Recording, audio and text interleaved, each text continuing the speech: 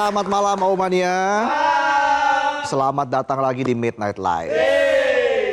Apa kabar penonton? Sejenak kita panjatkan doa tulus kepada saudara-saudara kita di Sumatera Utara, Sumatera Barat, dan Aceh atas bencana banjir bandang. Semoga selalu diberi kekuatan dan perlindungan oleh Tuhan yang Maha Kuasa. Dan semoga keadaan segera pulih seperti sedia kala. Amin. Langsung saja kita mulai, inilah Midnight Live.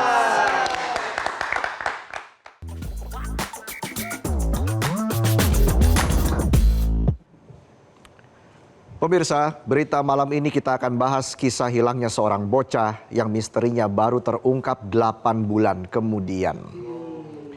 Kisah tentang seorang anak yang pamit pergi beribadah dan kembali pulang tak bernyawa.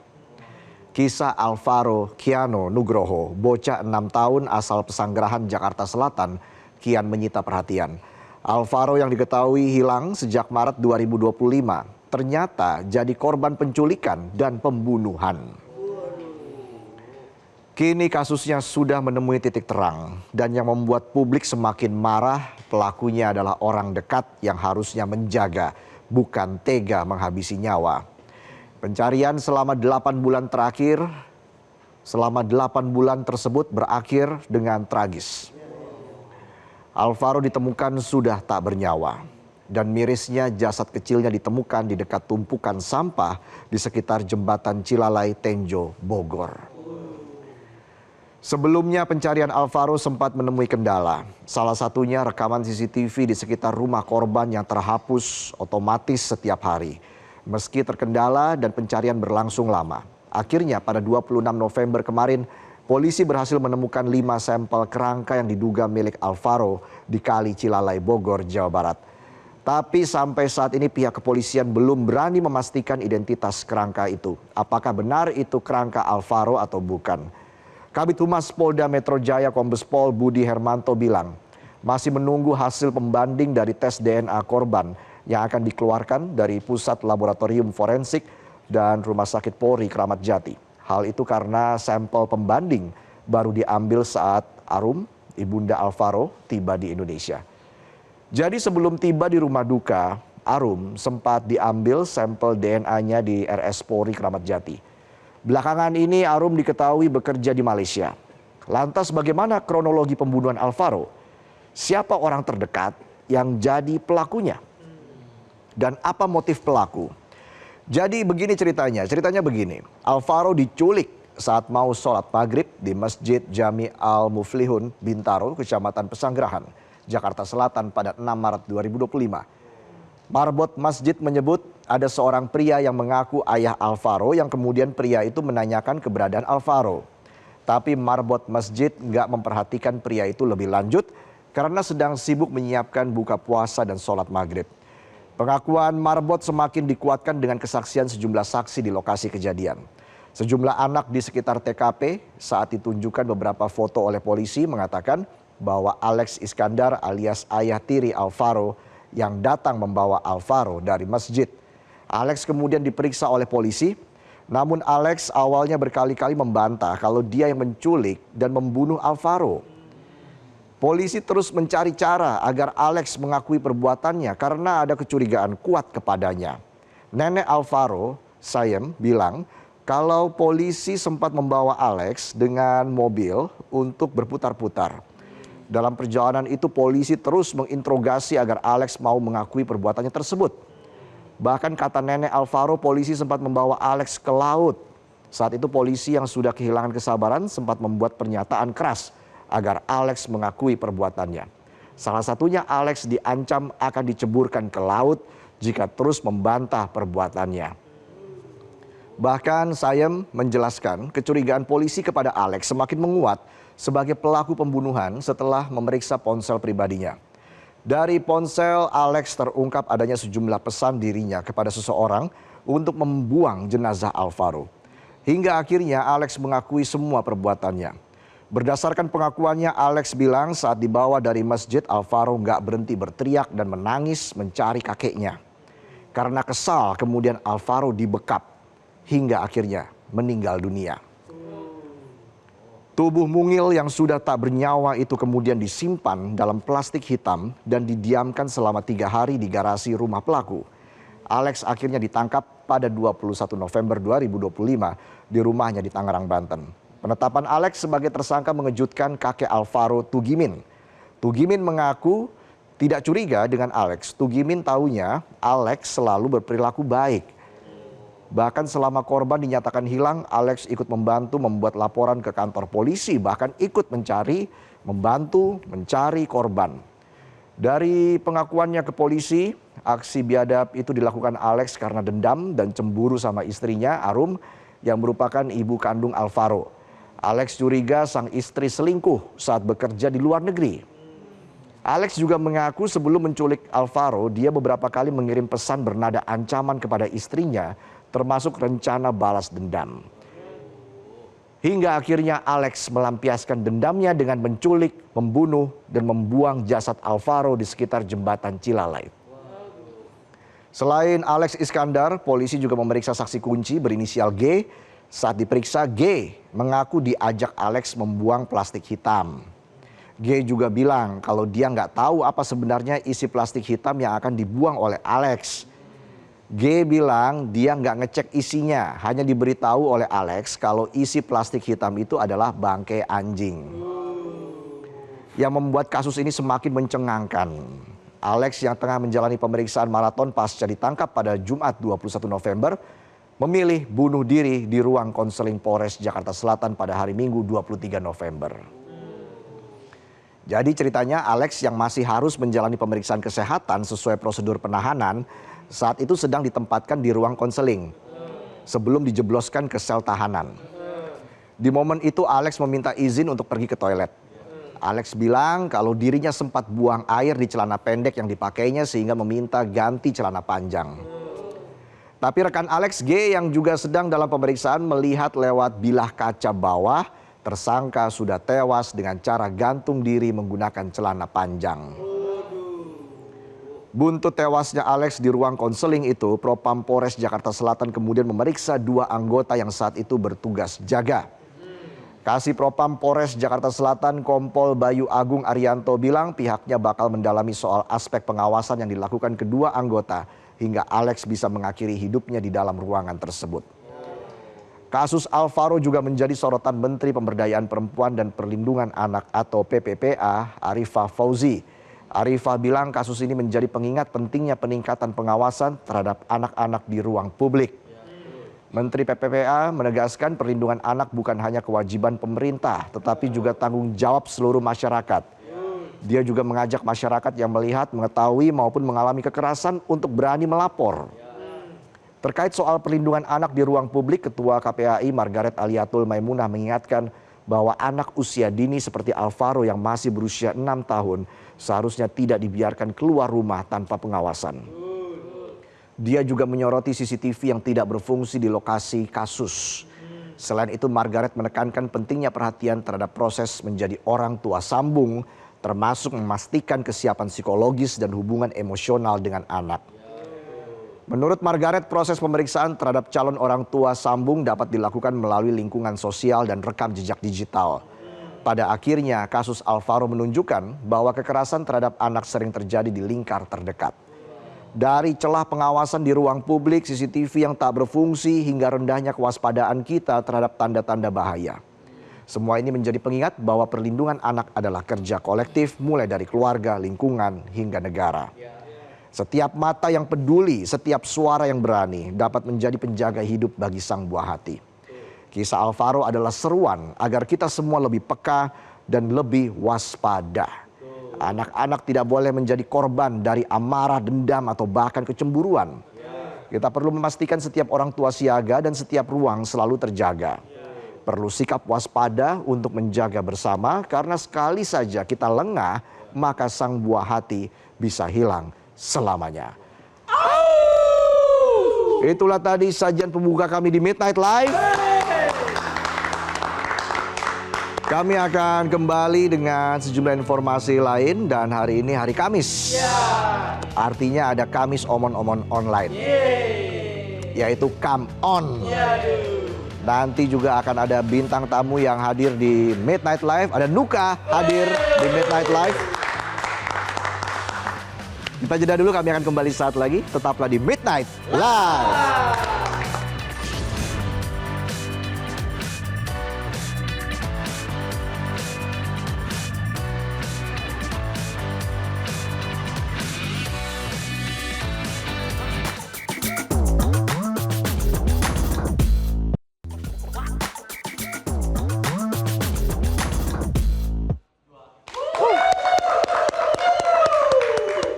Nah, udah hari Kamis nih.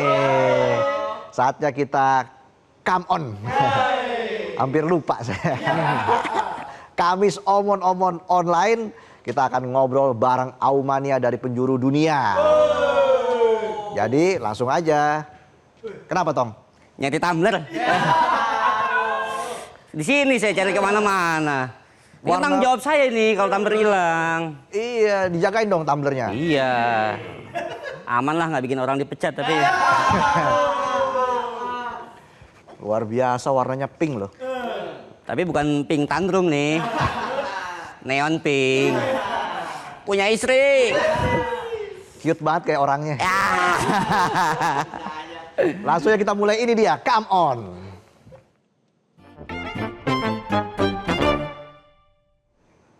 Oke, ini dia. Di segmen Come On, kami Omon Online, kali ini kita akan ngobrol bareng Aumania cabang Perth, Australia. Namanya juga program lokomotif. Nah, penontonnya nggak cuma nasional, tapi worldwide. tiap minggu ya kita hadirkan Aumania dari beberapa negara ya. Iya. Nah, sekarang kita bergabung dengan seseorang bernama Aaron Sudirgo. Penonton setia Midnight Live, rela begadang demi Midnight Live. Ya. Halo Aaron, apa kabar? Halo Reza, halo Otong. Selamat malam penonton semuanya. Au!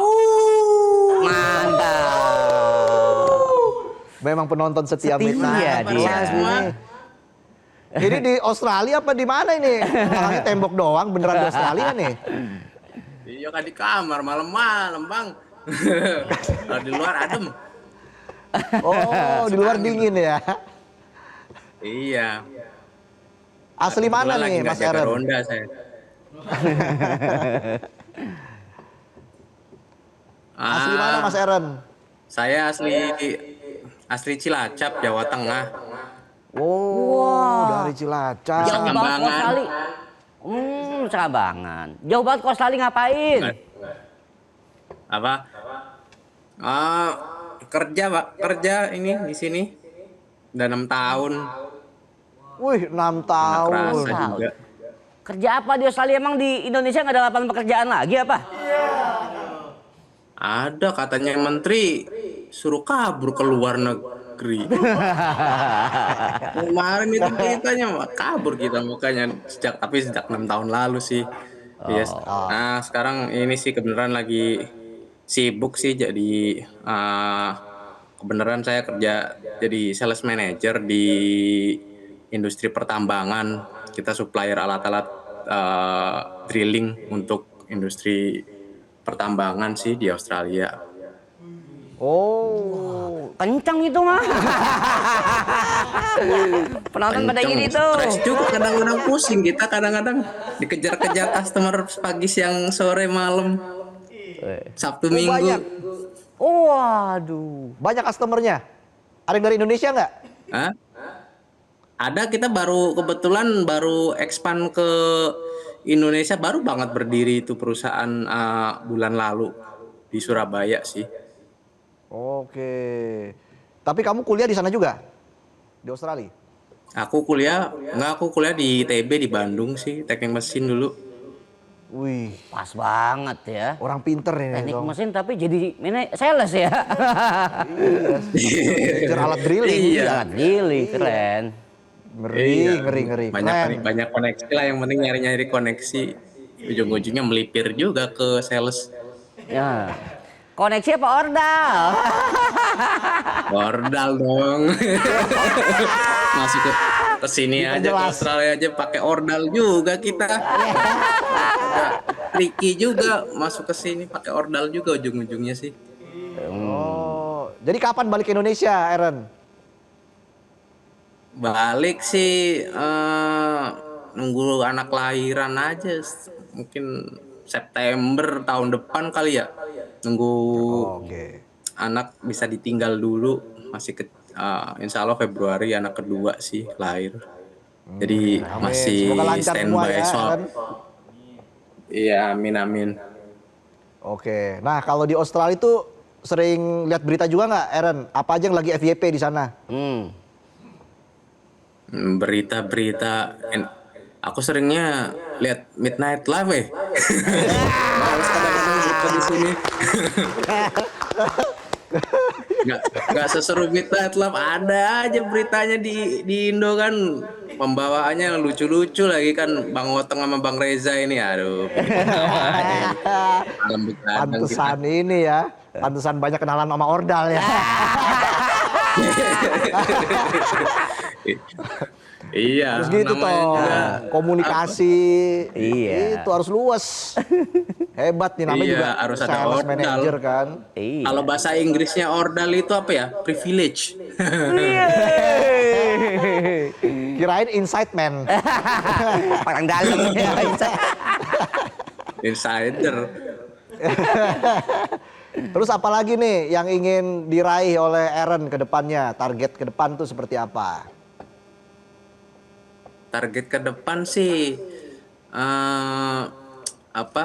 Kalau kerja di Australia sih, insya Allah bisa ngidupin anak istri. Cuman kalau ngembangin usaha tambang di Indonesia sih, insya Allah harapanku sih bisa nambah lapangan kerja di Indonesia ya, bisa bantu teman-teman yang punya skill di bidang pertambangan di Indonesia, bisa kita hire, terus kita juga bantu untuk suplai alat-alat ke industri tambang di Indonesia. Jadi ya dikit-dikit bantu ikut muter perekonomian di Indonesia lah, Mantap. walaupun belum banyak. Mau buka usaha tambang di Indonesia butuh ordal kan tuh. Buat masukin tender, masukin ini butuh juga ternyata.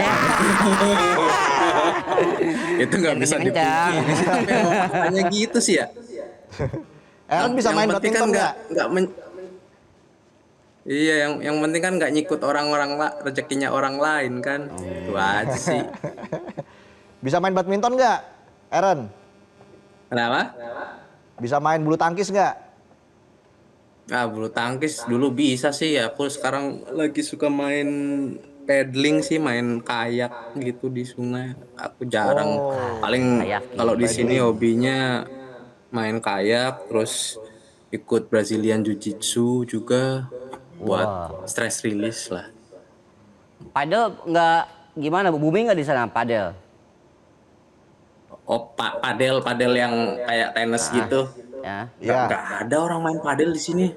Di sini paling mainnya ya main kayak, paddling, apa sih? Iya, Paddling paddling. itu dayung. Nah, Dayung. Bu gitu-gitu Susi yang tuh, outdoor lah, lihat orang-orang tuh. outdoor. Jarang sih main yang pedal tenis gitu sih. Oke, padahal kan Paling tenis di sini meja juga sih kalau mau. iya di sini kan juga lagi banyak yang minat main bulu tangkis tuh, pejabat-pejabatnya kan. Kan bisa membangun koneksi. Iya.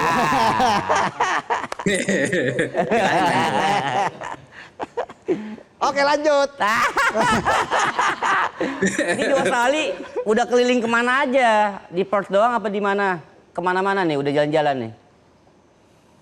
Aku sih kebenaran industri pertambangan Australia itu kan pusatnya, ibarat kalau oil and gas itu di Arab tuh di Middle East, kalau pertambangan tuh di Australia. Jadi kayak kita punya di Australia itu headquarternya. Jadi kadang-kadang aku pergi ke ada dealing sama customer di Cina, di Kazakhstan, terus di Zambia, di Afrika sana juga, iya, terus termasuk Indonesia juga. Jadi ya muter-muter lah.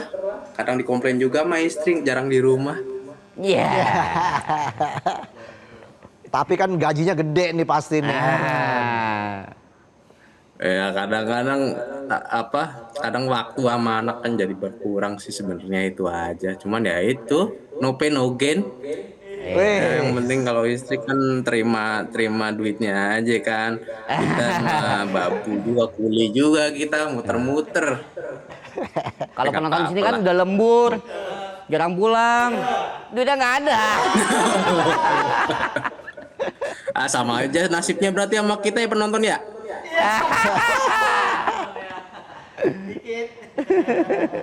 Aaron di sana rumahnya ada token listrik nggak? Apa? Di rumahnya ada token Token listrik listrik nggak? nggak ada. Nggak ada sih, Oh, nggak meteran ada. listrik doang ada ketanam tuh di tanah. Tapi Oh, biasanya sih bayarnya sih dari ini sih rata-rata swasta sih di sini ya. Nggak ada PLN, ada banyak merek gitu listriknya. Jadi kalau di Indo kan PLN, kalau di sini banyak lah ada apa namanya sinergi, terus ada apa.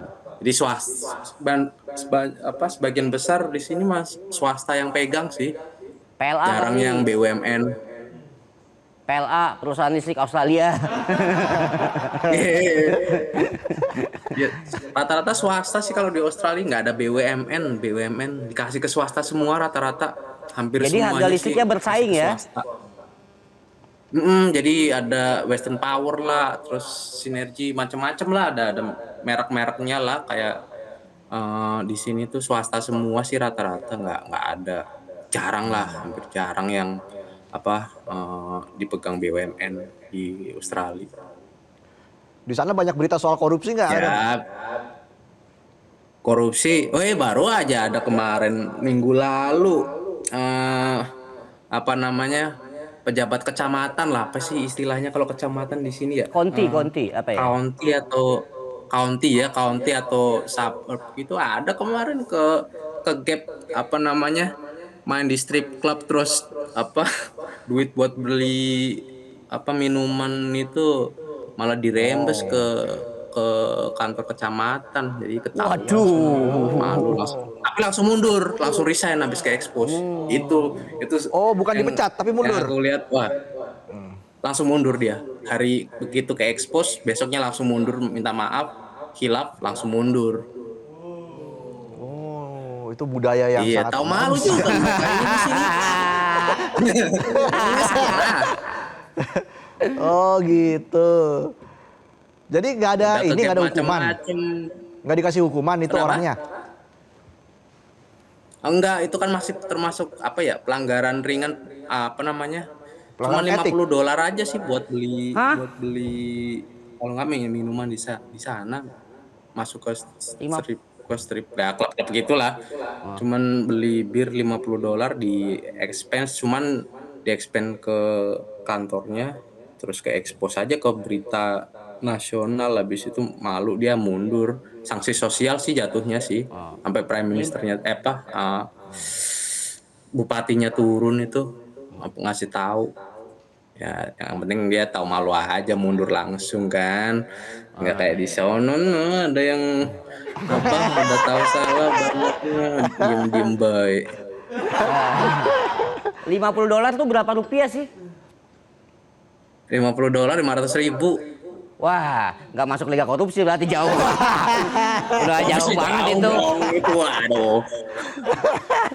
Yang sebel lah udah triliunan ratusan TV aja di depan TV. Ngoceh pula.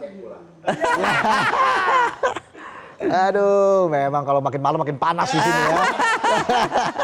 Itu makanya Oke. nanti sebenarnya ini kerjaan di Australia berusaha ngembangin di Indo, cuman kalau dipanggil balik ke Indo masuk BUMN nggak berani juga kita, nanti di penjara. Oh, iya. Aduh, Iya. makin ngeri-ngeri sedap. Udah gitu aja. Aaron, kemarin kan Metro TV ulang tahun ke-25. Ada doa dan harapan nggak buat Metro TV nih atau buat Midnight Live?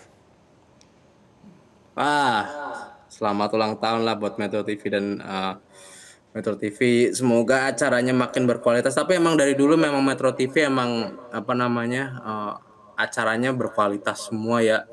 Especially Midnight Live itu Metro TV mungkin aku nonton berita-berita pagi sama malam ya. Tapi mungkin seminggu sekali. Cuman Midnight Live hampir tiap episode nonton ya. Itu makanya kalau iya. Luar biasa. Saran saya buat Metro TV sebagai hadiah ulang tahun ini dapat saran gratis, pertahanin lah Midnight Live itu sampai selama mungkin itu. Nah, pasti bakal jaya Metro TV. Jadi supportnya dari Midnight Live lah yakin. Wah keren. Keren. Emang Aumania. Aumania sejati nih. Nonton terus dari sampai sejak awal nih dia. Kita episode dari berapa ya dulu ya, bulan Februari kan perdana kita tayang. Sekarang Februari. udah di atas 100 lah. Iya. Ya. 100 berapa? 150 Iya dari kali ya. Februari. Sampai lupa saya ngitungin. Oke Aaron, pokoknya kamu dan keluarga sehat terus ya di Australia. Sukses selalu di sana. Siap. Dan juga nanti kalau kembali ke Indonesia, kayaknya nggak mau balik ke Indonesia dia.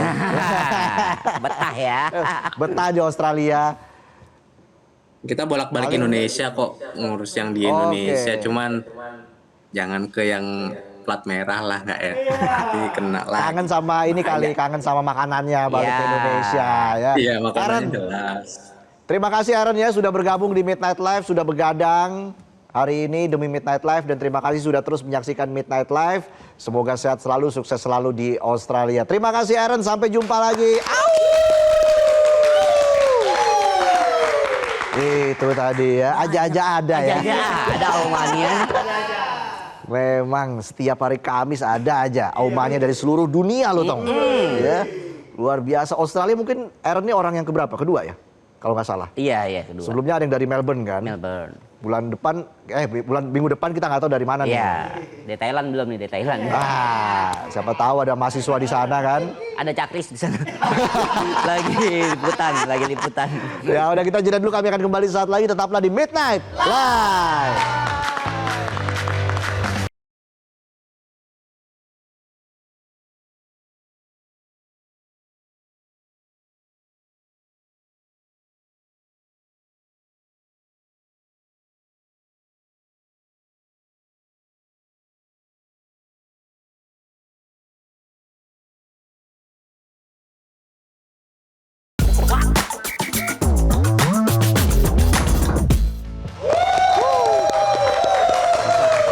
Kembali lagi di Midnight Live. Aumania mana suaranya? Dan langsung saja kita undang ke atas panggung bintang tamu kita hari ini, Nuka. Halo, Nuka, silakan. Wah, kita kasih tepuk tangan lagi. Halo.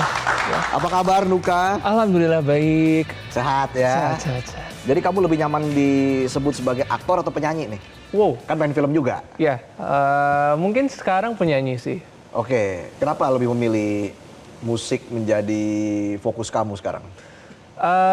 Karena memang dari kecil itu sudah diperkenalkan dunia musik sama orang tua. Jadi mungkin sudah cukup terbiasa untuk bernyanyi. Dan waktu itu memang sempat mencoba jadi pemain film, aktor. Cuman aku rasa PR-nya terlalu banyak dan berat. Oh Jadi iya? kayak Film jadi- My Sassy Girl? My Sassy Girl ya, itu film perdana. Oke. Gitu. Jadi memang abis itu ada beberapa project, cuman aku ngerasa kayak oke, mungkin saat ini better jadi penyanyi dulu aja. Oke, kenapa kamu rasakan sangat berat menjadi seorang aktor? Karena menurut aku lebih detail ya. Kayak ekspresi mukanya, gerakannya itu kadang kalau berlebihan tuh bakal terlihat kurang. Cuman kalau nggak pas juga kurang. Jadi serba salah gitu. Tapi kan yang pasti lolos casting. Ya, itu dia. Iya. Cuman memang setelah itu pada saat kayak reading atau pendalaman karakter itu memang benar-benar dilatih banget, dan mungkin pada saat itu aku merasa kayak ini PR-nya luar biasa berat sih. Cuman alhamdulillah itu adalah pengalaman yang luar biasa juga gitu. Tapi kalau ada tawaran lagi, mau? Bermain Untuk film? saat ini sih bisa dicoba. Paling aku nawarin untuk menjadi suara di filmnya aja, Oh bernyanyi gitu aja ya, gitu ya. voice over Voice ya. over. Bicara soal voice over, tadi kamu bilang juga kamu udah suka sekali nyanyi sejak kecil ya. Bahkan tahun ini sudah mengeluarkan album berjudul You Know Ya. You know ya, benar You sekali. Know Ya, wow. Album perdana. Perdana. Wah. Kenapa akhirnya kamu tahun ini berani mengeluarkan album perdana? Karena memang untuk berkarir profesional di musik sudah masuk 5 tahun, mau 6 tahun juga, dan mungkin pada saat itu kebetulan karena singlenya juga sudah menyentuh angka belasan, jadi aku pikir mungkin saat yang tepat untuk mengeluarkan album perdana, dan pada saat itu sudah discuss sama pihak label juga, dan mereka juga sangat amat mendukung. Jadi ya alhamdulillah akhirnya bisa keluar album perdana You Know Ya ini. Ada berapa lagu? Di dalamnya ada 8 lagu. 8 lagu. ya. Tapi You Know Ya itu artinya apa sih? Jadi You Know Ya itu sebenarnya diambil dari bahasa Yunani kuno. Dan pada saat itu memang kalau Nuka sendiri tahu dari tahun 2020. Dan Nuka adalah tipe orang kalau misalkan ketemu kata-kata yang bagus atau kalimat yang bagus itu pasti selalu Nuka simpen di notes. Siapa tahu bisa digunakan ke depannya, dan ternyata You Know Ya ini bisa digunakan untuk nama album. Dan itu juga artinya by the way You Know Ya itu adalah pemikiran yang indah atau pikiran yang baik. Jadi selaras dengan cerita yang ingin Nuka sampaikan di album ini. Ada nggak harapan kamu atau keinginan kamu untuk berduet dengan salah satu musisi di Indonesia? Siapa yang paling kamu ingin ajak untuk berduet? Yang belum kesampaian mungkin Tulus ya. Tulus Kak ya. Tulus ya. Seru sih ya. Ya karena Kak Tulus juga kebetulan sudah pernah Nuka udah kenal sama Kak Tulus juga, dan juga salah satu Kak Tulus juga salah satu role model dalam bernyanyi. Jadi kayak suatu saat nanti kalau bisa berkesempatan at least menulis lagu bersama, itu Nuka sudah senang sekali. Iya. Ada hal lain nggak yang ingin kamu buktikan di dunia musik setelah kamu menelurkan album perdana ini?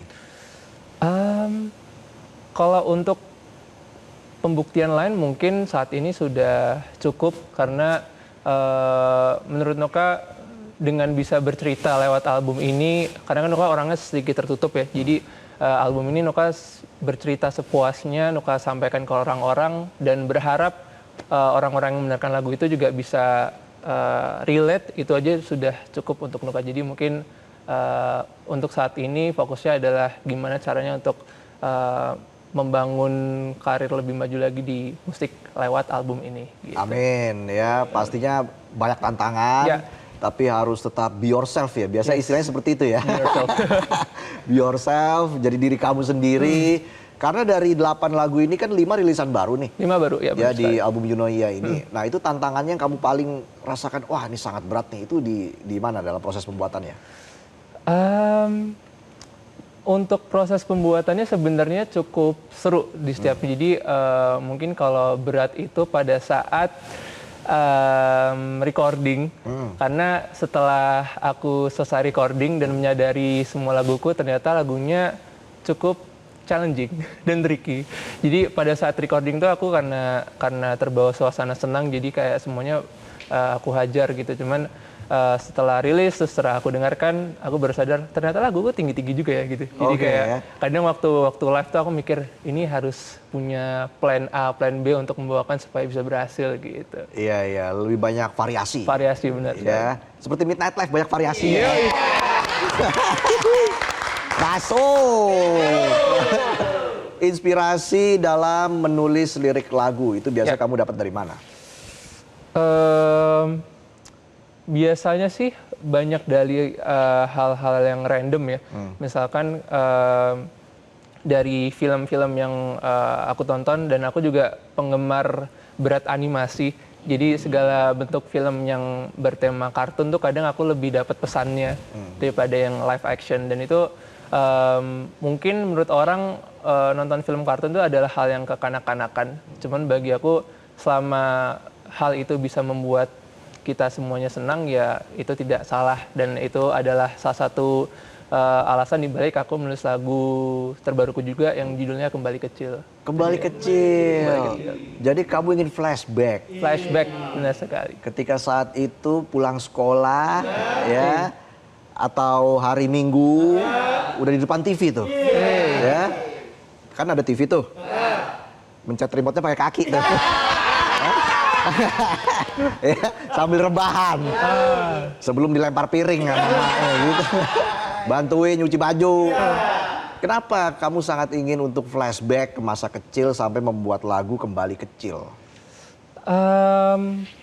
Karena mungkin apa ya, bahkan sampai detik ini pun aku sudah memasuki usia di mana semua harus serba dewasa dan juga karena kehidupan di Jakarta ini terkesan sangat-sangat serius dan aku jarang melihat orang bisa menikmati hari-harinya karena kan pasti semua orang di Jakarta ini benar-benar kerja keras dari pagi sampai malam, bahkan aku rasa kayak kadang kita kalau misalkan mau mengingat lagi momen-momen yang dulu buat kita seneng dan kita melakukan hal-hal itu lagi tuh sebenarnya nggak masalah karena kan kadang kita takut kayak kamu kayak bocil kelakuannya kayak gitu kayak malu-maluin, cuman menurut aku selama itu bisa buat kita relax, enjoy, happy melakukan hidup ini ya itu nggak masalah karena kecil itu juga adalah momen dari diri kita dan yang membentuk kita saat ini, jadi nikmatilah masa kecil itu gitu. Karena kan sebenarnya pas kecil pasti kita bilang kayak jadi dewasa tuh enak ya, ngapa-ngapain gampang, beli apa aja gampang gitu. Pas dewasa kita mikir enggak enakan jadi kecil gitu. Jadi waktu kecil itu nggak ada beban ya? Nggak ada beban ya. Iya, apa aja pokoknya nggak usah dipikirin lah, pasti beres. Kalau penonton kan pikirannya utang lagi. Utang lagi. Aduh, harapan Nuka untuk album ini apa? Pastinya bisa berkesan untuk pendengar-pendengar musik di tanah air ini, apalagi saat ini salah satu PR terbesar Nuka adalah untuk melebarkan nama Nuka ke seluruh penjuru Indonesia juga. Mungkin sebelumnya sudah ada orang yang tahu lagu-lagu Nuka, cuman saat ini Nuka ingin lebih banyak memperdengarkan lagu ke khalayak yang lebih luas lagi. Dan juga mungkin ini lagunya terbuat dari cerita pribadi Nuka, cuman Nuka percaya bahwa banyak orang yang akan relate dengan setiap cerita yang ada di lagu ini. Jadi apapun atau siapapun kalian, selamat mendengarkan dan semoga lagu Nuka bisa membantu menjalani hidup kalian menjadi lebih baik. Keren ya. Pokoknya semoga album ini dinikmati oleh seluruh pecinta musik tanah air. Amin. Semoga diterima. Tapi dulu waktu kecil sering nonton kartun apa tuh? Sebenarnya sampai saat ini yang selalu aku tonton tuh masih SpongeBob. Oh iya. SpongeBob SquarePants. Itu dia. Oke, ada pengisi suaranya nih. Nah, coba gimana suaranya?